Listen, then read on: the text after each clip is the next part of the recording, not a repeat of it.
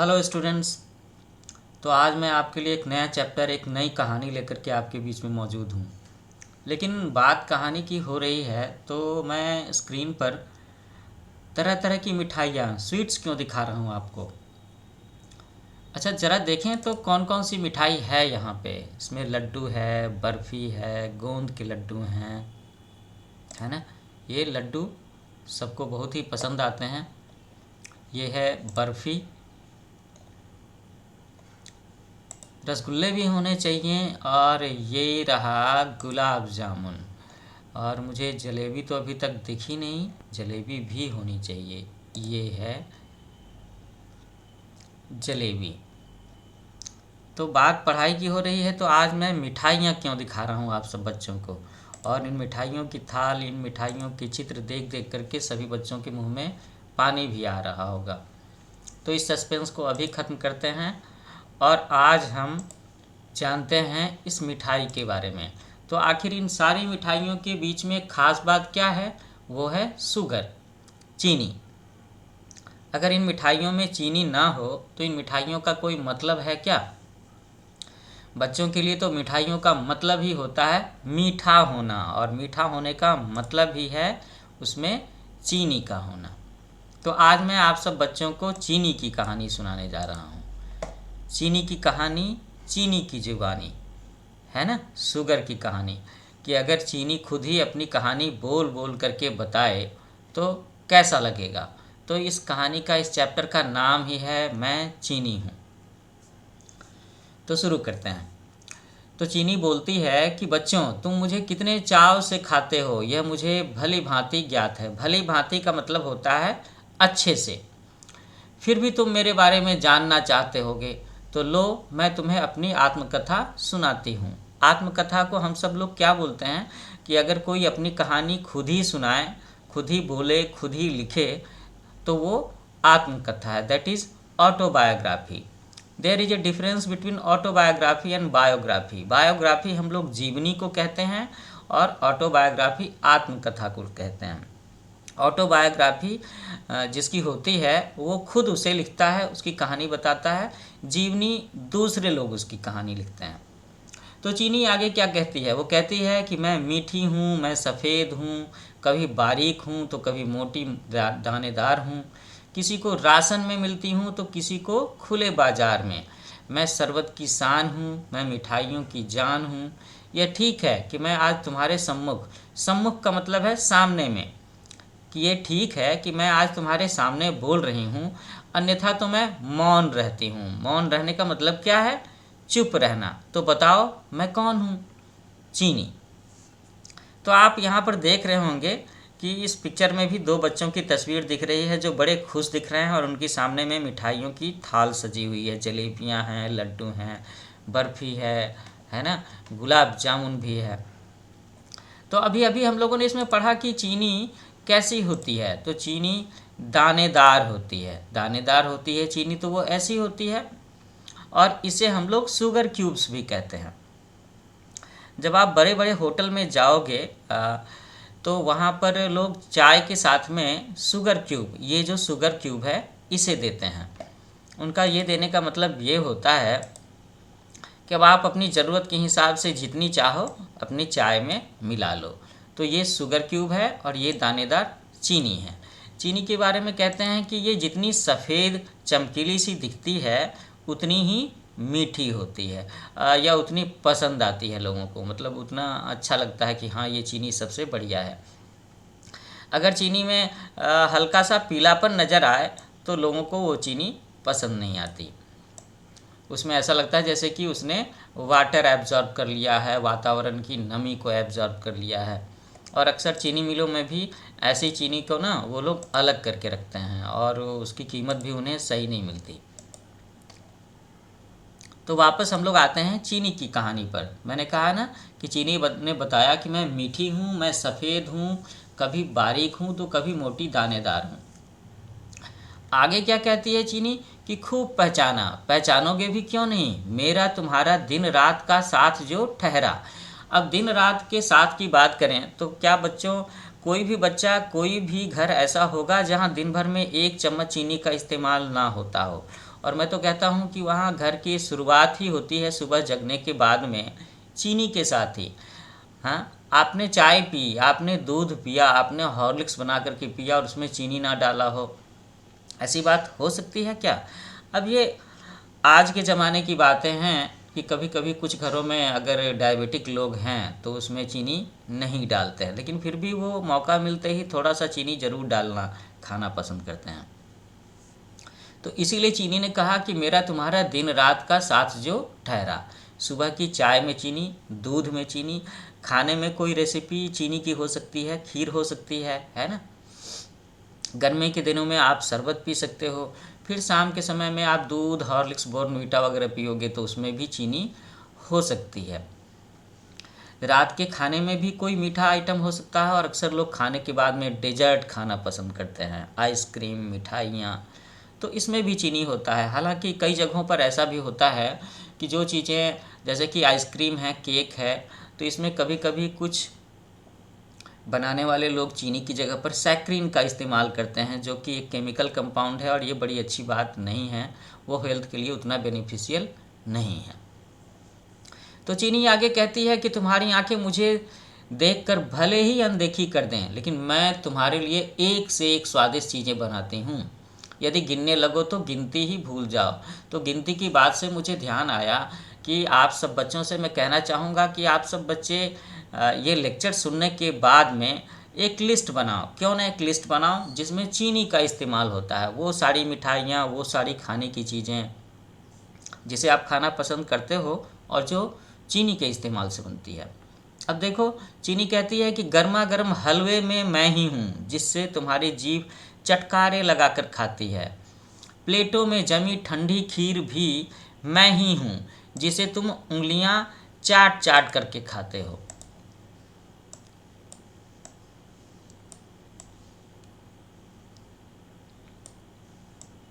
है ना?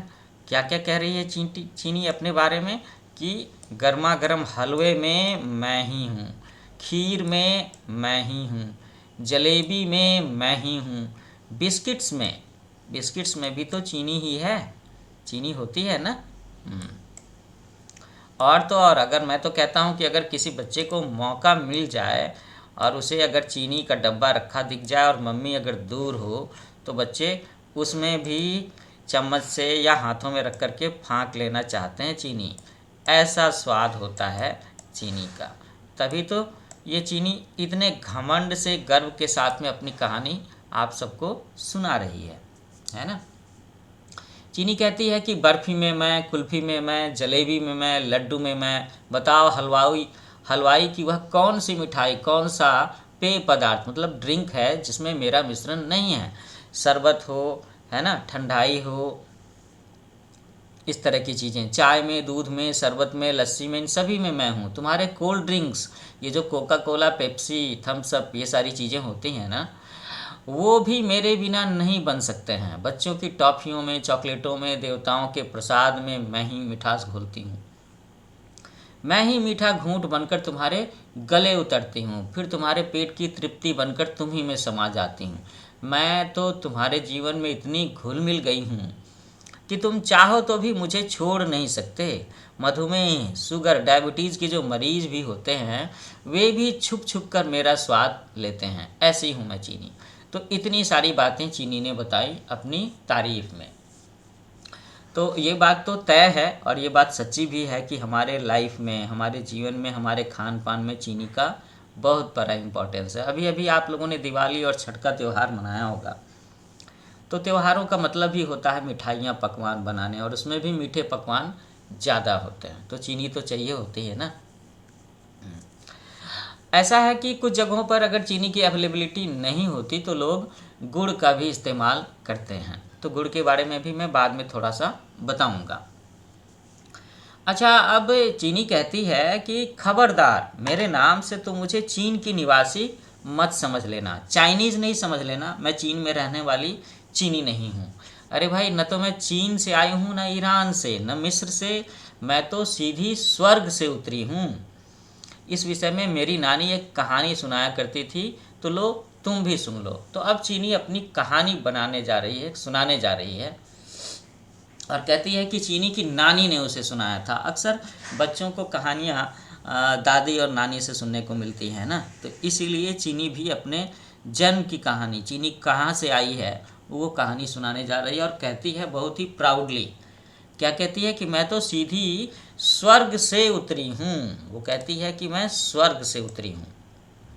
तभी तो उसे इतना घमंड सा है, इतने नाज नखरे हैं चीनी के। इस कहानी को पढ़ करके तो ऐसा ही लगता है ना। तो कहते हैं कि प्राचीन काल में त्रिशंकु नाम का एक राजा था। प्राचीन काल, एंशियंट पीरियड, काफ़ी साल पहले, जब देवता वगैरह हुआ करते थे। आप समझ लो ना कि सतयुग का समय। अभी हम लोग किस युग में जी रहे हैं? ये कलयुग है। कलयुग से पहले द्वापर युग था जिसमें कृष्ण भगवान का जन्म हुआ था। द्वापर से पहले त्रेता युग था जिसमें राम जी का जन्म हुआ था। और सतयुग में तो बहुत सारे अवतार रहे हैं। तो ये जो बात हो रही है त्रिशंकु नाम के राजा की, तो मोस्ट प्रोबेबली वो सतयुग में रहे होंगे। तो इस त्रिशंकु नाम के राजा को एक बार उसे स्वर्ग जाने की सनक सवार हुई। सनक समझते हो ना, बेमतलब की जिद, और ऐसी जिद कि वो जिद छोड़े ही ना। तो त्रिशंकु को स्वर्ग जाने की सनक सवार हुई। मरकर तो अनेक लोग स्वर्ग पहुंचते हैं, किंतु त्रिशंकु जीवित ही स्वर्ग जाना चाहते थे। बात टेढ़ी थी पर राजा की हठ भी थी। हठ मतलब जिद। तो राजा के सभी दरबारी, असिस्टेंट या उनके मंत्रिमंडल के लोग जो थे वो उपाय ढूंढने लगे। अच्छा बच्चों, आप लोग ने स्वर्ग और नरक के बारे में सुना होगा, तो आप लोग बताओ स्वर्ग और नरक के बारे में क्या बातें हैं। लोग कहते हैं ना कि आप इस जीवन में अच्छे काम करो, पुण्य के काम करो, भलाई का काम करो, तो आपको स्वर्ग जाने का मौका मिलेगा, जहाँ पर आपको बहुत सारी सुख सुविधाएं मिलेंगी। और कहते हैं कि अगर आपने जीवन में गलत काम किया है, लोगों को कष्ट पहुँचाया है, सताया है, then you will have to go to hell. Hell means नर्क। तो स्वर्ग को कहते हैं हेवन, HEAVEN, हेवन, और नर्क को कहते हैं हेल। तो ये जो राजा था ये जिंदा जीवन काल में ही स्वर्ग जाना चाहता था। आमतौर पर ये चीज़ें, स्वर्ग और नर्क की बातें, मृत्यु के बाद होती हैं। अब पहले के जो राजा थे, और जितने पुराने युग की बात करो, जैसे कि सतयुग की बातें करो, तो उस समय के राजा बड़े ही पावरफुल, बहुत ही स्ट्रांग हुआ करते थे। जो जिद ठान लिया करते थे उसे करके ही छोड़ते थे। तो उस राजा को किसी ने बताया कि विश्वामित्र बड़े चमत्कारी हैं। विश्वामित्र बहुत बड़े ऋषि मुनि थे। तो त्रिशंकु दौड़े दौड़े उनके पास गए और उनके पांव पकड़ बोले कि गुरुदेव, या तो मुझे जीवित स्वर्ग में पहुंचाइए, अन्यथा मैं आपके चरणों में पड़े पड़े प्राण त्याग दूंगा। प्राण त्याग दूंगा मतलब मौत को गले लगा लूंगा, आई विल सुसाइड, ऐसा कहा त्रिशंकु ने। ठीक है। तो ऋषि का हृदय पसीजा। हृदय पसीजने का मतलब क्या है? दया आ जाना। तो ऋषि मुनियों के, पहले के ज़माने के ऋषि मुनियों के बीच में बड़ी ताकत हुआ करती थी, बहुत पावर हुआ करता था। वो अपने कमंडल के जल से मंत्र वगैरह पढ़ करके, जल छिड़क करके कई सारी चीज़ें बना दिया करते थे। तो उन्होंने अपने कमंडल से 3 आचमन करके बोले कि हे योग माया, यदि मेरे तप और त्याग में कोई शक्ति है तो उसके प्रभाव से मेरा प्रिय शिष्य त्रिशंकु जीवित ही स्वर्ग पहुंच जाए, ऐसा कहा।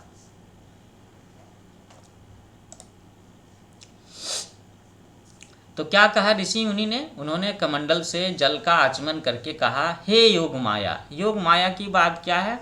तो हम सब लोगों में से ज़्यादातर लोग हिंदू धर्म को फॉलो करते हैं। तो हिंदू धर्म में योग माया का मतलब है शक्ति, नेचर, प्रकृति से।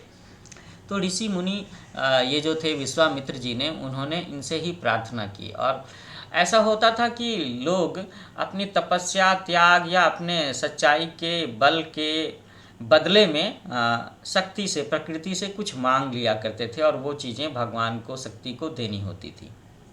तो ऋषि ने क्या मांगा? उन्होंने मांगा कि मेरे तप और त्याग में जो शक्ति है, जो पुण्य है, उसके प्रभाव से मेरा प्रिय शिष्य त्रिशंकु जीवित ही स्वर्ग पहुंच जाए। हालांकि ये थोड़ी सी अननेचुरल बात है, लेकिन विश्वामित्र बहुत बड़े ऋषि थे तो उन्होंने ये चीज़ कहा। तो ऋषि के मुख से वचन निकलते ही चमत्कार हो गया, मिराकल, है ना। त्रिशंकु सशरीर धरती से उठकर आकाश की ओर उड़ चला। सशरीर का मतलब है शरीर के साथ साथ, आमतौर पर लोगों के मरने के बाद उनकी आत्मा स्वर्ग या नरक में जाया करती है। और यहाँ पर चमत्कार क्या हुआ कि त्रिशंकु जीवित शरीर के साथ ही उठ करके आकाश की ओर उड़ चला। ऐसा माना जाता है कि आकाश में ऊपर स्वर्ग है। तो यह देख करके देवताओं ने शोर मचाया। देवताओं ने शोर क्यों मचाया? देवता कहाँ रहते हैं? ऐसा कहा जाता है कि देवता स्वर्ग में रहते हैं। उन्होंने कहा कि रोको रोको, शरीरधारी मानव स्वर्ग में न घुसने पावे। देवताओं का ये मानना था और उन्होंने ऐसा सिस्टम बना रखा था कि जो लोग मर करके जिन्होंने अच्छा काम किया है, काफ़ी पुण्य अर्जित किया है, उनकी आत्मा ही स्वर्ग में जा सकती है। तो देवताओं ने स्वर्ग में त्रिशंकु के घुसने पर, जाने पर शोर मचाया कि यह स्वर्ग के नियम के विरुद्ध है, खिलाफ है, अगेंस्ट है, उसे नीचे धकेल दो, स्वर्ग के द्वार बंद कर दो, ऐसा कहा देवताओं ने। तो ऊपर से देवताओं ने नीचे धकेला और नीचे से ऋषि विश्वामित्र ने उसे ऊपर उठाया। बेचारा अधर में ही अटक गया। अधर मतलब बीच में, न धरती पर न ही आकाश में। तो विश्वामित्र से अपने शिष्य की ये दुर्गति नहीं देखी गई। दुर्गति का मतलब है bad condition, very poor condition. सदगति अच्छी स्थिति, गुड कंडीशन, और दुर्गति का मतलब है बैड कंडीशन।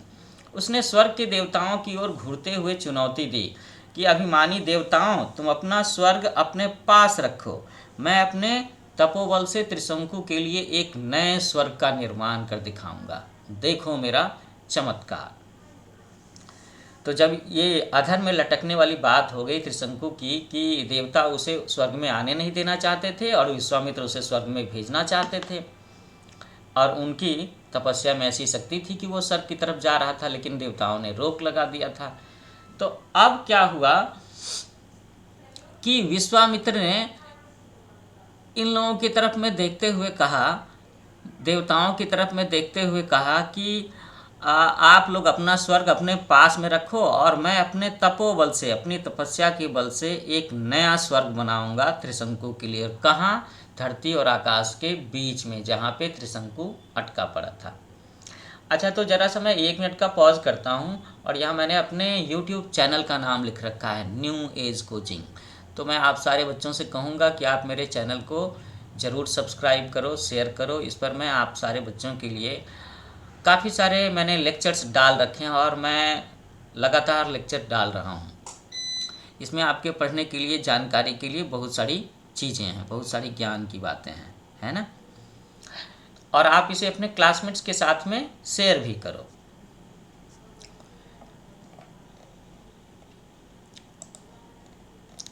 तो कहते हैं कि देखते देखते विश्वामित्र ने आकाश में एक नए स्वर्ग की सृष्टि कर डाली। सृष्टि करने का मतलब है रचना कर डालना। इसमें उन्होंने वे पदार्थ बनाए जो देवताओं के लिए भी दुर्लभ थे, जो देवताओं को भी नहीं मिल सकते हैं। इन्हीं पदार्थों में ईख भी थी। इन्हीं पदार्थों में क्या था? ईख। ईख दैट इज शुगर केन, गन्ना। अमृत की बहन ईख। तो ईख के बारे में क्या लिखा गया है? अमृत की बहन। अमृत के बारे में जानते हो ना? अमृत का मतलब है वो चीज़ जो मरे हुए आदमी को जिंदा कर दे, या जीवित आदमी अगर इसे पी ले तो अमर हो जाए, वो होता है अमृत। तो मिठाई की खान और रस का स्रोत ईख, ये चीज़ भी बनाया विश्वामित्र जी ने। वहीं से ईख धरती पर उतरी। वह ईख मेरी बड़ी माँ है, मैं उसी की लाडली बेटी हूँ चीनी। मैं स्वर्ग से किसी भी भांति कम नहीं हूँ। तो ये बात बताया चीनी ने कि इस तरीके से उसका जन्म हुआ है और इस तरीके से वो स्वर्ग से इस धरती पर आई है ईख के रूप में। उसने क्या कहा चीनी ने? कि ईख मेरी बड़ी माँ है और मैं उसकी लाडली बेटी हूँ। तो चीनी किस चीज़ से बनती है? ईख से बनती है, शुगर केन से बनती है, गन्ना से बनती है ना।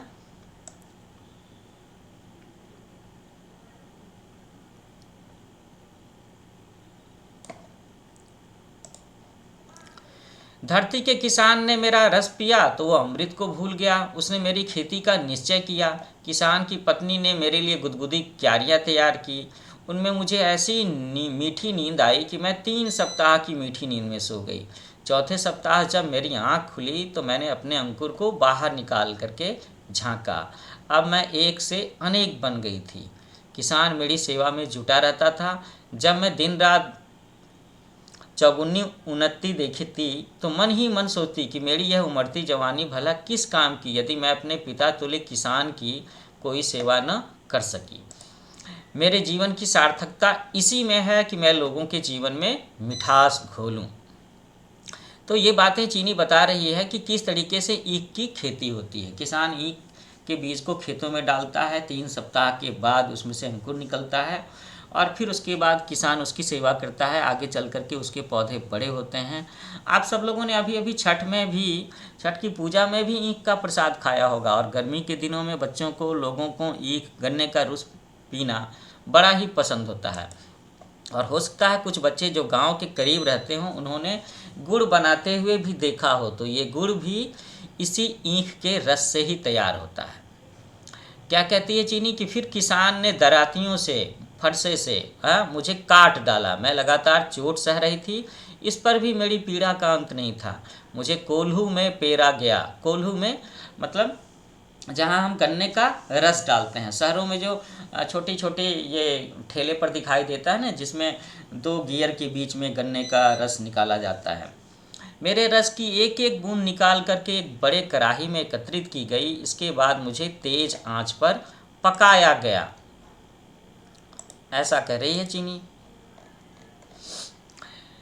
तो तेज आंच पर कढ़ाई में मुझे उबाला गया, मेरा रस गाढ़ा हो गया। उसे ठंडा करके किसान ने गुड़ बनाया। किसान की बेटी ने मुझे चखा तो वो खुशी से नाच उठी। तो भाई किसान की बेटी ने जब गुड़ का स्वाद, गुड़ ईख से ही तो बना है, तो असली मिठास, सारी मिठास तो उसी में है। तो किसान की बेटी, किसान के लोग अगर चखेंगे तो खुशी से नाचेंगे ही। कुछ किसान मुझे गाड़ियों पर लाद कर चीनी मिल तक ले गए। वहाँ मुझे पहले तौला गया, फिर मुझे बड़े बड़े रोलरों द्वारा पेरा गया। मेरा रस नालियों द्वारा बहता हुआ छनकर एक जगह एकत्रित हुआ। वहाँ मुझ में चूने का पानी मिलाया गया। उसके बाद मुझे बॉयलरों में खूब खौलाया गया और ठंडा होने के लिए टंकियों में भेज दिया गया। अब मैं साफ रस के रूप में निखर आई। तो चूना चीनी के रस को साफ करने के लिए इस्तेमाल किया जाता है। अब मुझे गाढ़ा किया गया। अब मेरे छोटे छोटे दाने बन गए। धीरे धीरे मेरे दाने चमकीले होते चले गए और मैं ठंडी होकर के मशीन से बोरियों में गिरने लगी। अब मैं दूध सी उजली, मोती सी चमकदार चीनी बन गई थी और इसी रूप में मैं अब आपके सामने में प्रस्तुत हूँ। ऐसा कह रही है चीनी, है ना। तो ये सुनाया चीनी ने अपनी कहानी। अब मैं आपको ज़रा सा बता देता हूँ कि कैसे चीनी शुगर फैक्ट्री में आखिर चीनी कैसे बनाया जाता है। तो सबसे पहले मैं आपको ना गन्ने की तस्वीर दिखाना चाहूँगा। ये देखो, ये है गन्ना, शुगर केन, जिससे चीनी बनाई जाती है। ठीक है। अच्छा, अब इसके बाद हम लोग ये फैक्ट्री का फ़ोटो देख रहे हैं। चीनी मिलों की तस्वीरें ऐसी होती हैं जहाँ पर चीनी बनाया जाता है। ये भी एक फैक्ट्री का सीन है, ये भी एक चीनी मिल की फैक्ट्री का सीन है। आप देख सकते हो यहाँ पर ट्रकों में गन्ने की गाड़ियाँ खड़ी हैं, है ना। मैं अपने इस वीडियो के डिस्क्रिप्शन में एक लिंक भी शेयर करूँगा जहाँ पर आप छोटा सा वीडियो देख पाओगे कि चीनी मिलों में चीनी कैसे बनती है। ये भी मैंने दिखाया। ये है फैक्ट्री का सीन, ये भी एक फैक्ट्री का सीन है, ये एक बड़ी फैक्ट्री का सीन है ना ये। अच्छा, और मैं क्या दिखाना चाहता था, इसके अलावा मैं ना इसका जो विकिपीडिया पर जो लिंक अवेलेबल है चीनी के बारे में वो भी दिखाऊंगा। इसमें जो इसके न्यूट्रिशनल वैल्यू के बारे में है वो भी डिटेल्स शेयर करूंगा। चीनी का केमिकल फार्मूला किन किन बच्चों को याद है? ये है चीनी का केमिकल फार्मूला CH2OH, ये है। तो बच्चों, इस तरीके से आज मैंने आपको चीनी की कहानी सुनाई। तो आखिर में फिर से मैं कहूँगा कि आप मेरे चैनल को न्यू एज कोचिंग इसे शेयर करो, सब्सक्राइब करो, और इस पर आने वाले समय में आपको काफ़ी सारी इंटरेस्टिंग इन्फॉर्मेटिव कहानियाँ भी सुनने को मिलेंगी। साथ साथ में आपकी पढ़ाई के लेक्चर्स भी, साइंस के, है ना, सोशल स्टडीज़ के, हिंदी के, इंग्लिश के, और भी बहुत सारी चीज़ें, कंप्यूटर्स के भी। तो तब तक के लिए अपना ख्याल रखिए। अगले लेक्चर के लिए वेट कीजिए। मैं आप सबसे कहूँगा happy learning with new age coaching.